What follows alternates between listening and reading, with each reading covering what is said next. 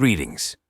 I know from reading some of your comments that a statistically significant portion of my regular viewers are artistically inclined, and it is to that portion that I address the following question. Have you ever had one of those ideas that just sits and slowly ferments in the back of your mind for years, only to one day come flying out at you like a loaded champagne cork? If so, then you'll comprehend exactly what I mean when I say that this is going to be a bit of an adventure for us both. Ask anyone who's ever known me well, and they'll tell you I'm the sort of person who likes to see just how far I can push the envelope before it tears. And if you're a regular viewer of the channel, you'll have no doubt picked up on the patterns suggestive of my captivated interest in the field of speculative biology. Combine those two things, and you get one of the burning questions I've been obsessed with for as long as I can remember. Just how far can be pushed the concept of life?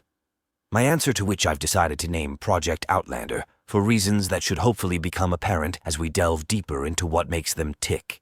For the crudest overview of the concept, think of a hybrid between a Lovecraftian Great Old One, a 40k orc, Necron, Space Marine, and the Crisis nanosuit, with some dashes of vampire, werewolf, and dragon anatomy thrown in for good measure.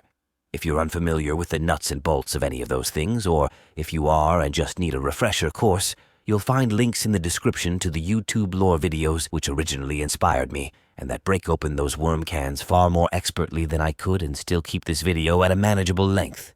But as per my usual habit, I digress.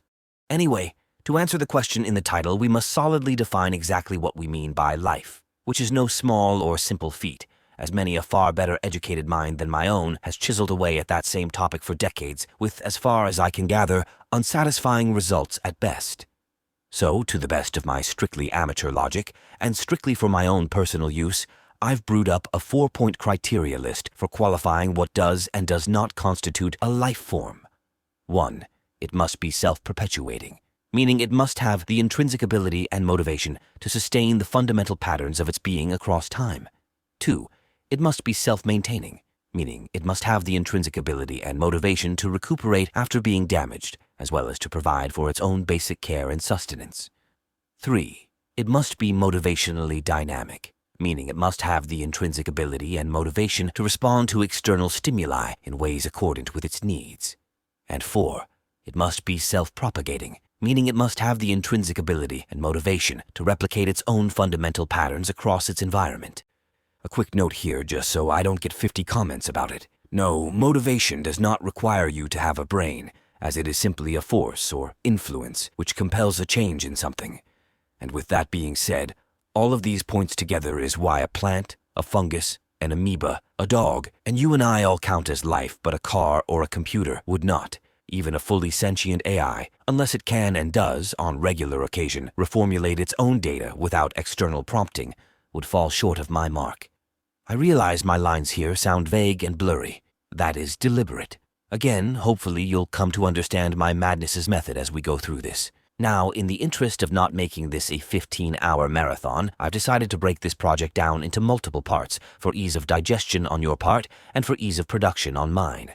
For this first leg on our speculative journey, we'll be focusing our lens on the Outlander's primary habitat and overall life cycle, if you can call it that. From the outermost layer looking in, we see that the Outlanders are a cosmological species, meaning that they hail from and primarily reside in the interplanetary void, of which there are 3 main subvariants.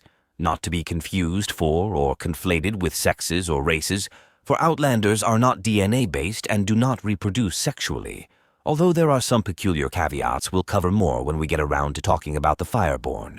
Their codependent subvariants are the LTCs, or long-term carriages, MTVs, or mid-term vectors, and SFRs, or short-form retainers.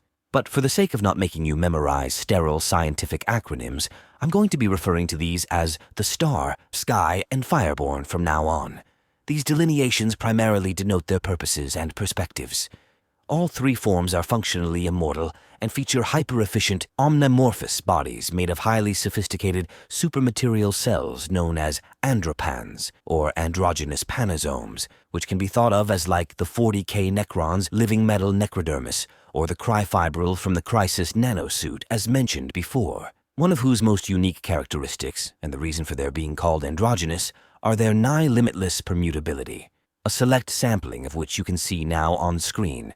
I won't bore you with all the technical details of just how or why these things work, at least not in this video, but I will note that being able to shift their form and corollary function in microfractions of the time it would take a human to blink, coupled with their extremophile material characteristics, grants the Outlanders a nigh-infinite range of adaptability, as well as elevating their base existence stats to the point where, on my own personal superhuman power scale chart, which I may or may not do a remaster of at some point, they rank somewhere between the top end of Tier 4, in the case of the Fireborn, putting them at level with many mythic heroes and demigods, to pushing up against the bounds of Tier 6 in the case of the oldest Starborn, who makes some minor deities look like petty children in comparison.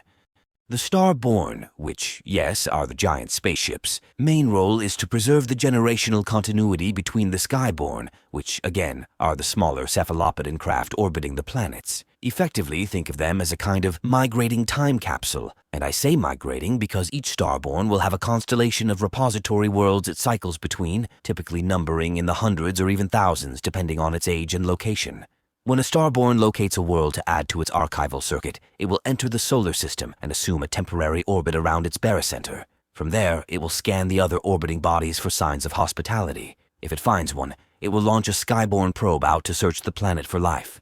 It's important to emphasize that though the Outlanders do not approach life with the intent to destroy or subjugate any other life forms they find, they are every bit as willing to resort to such measures in the name of their own preservation as any other species. However, unlike those others, their modus operandi can generally be thought of in terms of the Euler principle: observe, learn, adapt, repeat, which I've decided to rebrand the eternal maxim because, as I've said in other videos, just about anything sounds cooler and more important when it's said in Latin. Now, the Skyborn's main duty is to process pattern data gathered from the Fireborn and convert it for storage within the Starborn's innermost vaults of time crystal databanks. They do this by dropping a seed colony of omniflux materia directly onto the planet via a string of capsule pods dropped to the surface from high orbit, which is where the Fireborn enter the picture from. Their job is to assimilate the collective knowledge and wisdom of any sentient species. This they do by assuming the physical forms of said species and integrating themselves into their world's most predominant cultures, living amongst them for many generations, Highlander style, learning their ways, their beliefs, their histories, their war forms, and so on, until eventually being either recalled by their Skyborn mothership or else being discovered and hunted down as an abomination or turned into an alien lab rat. And on that bleak note, I think that's a good enough place to end this round of our little Vitruvian saga. Until next time, consider checking out my books, socials, and voting in the community poll. And of course, don't forget to like, subscribe, and all the other YouTube jargon, and as always, stay safe, stay sane, and hopefully I'll see you around for the next one. Das Vidania.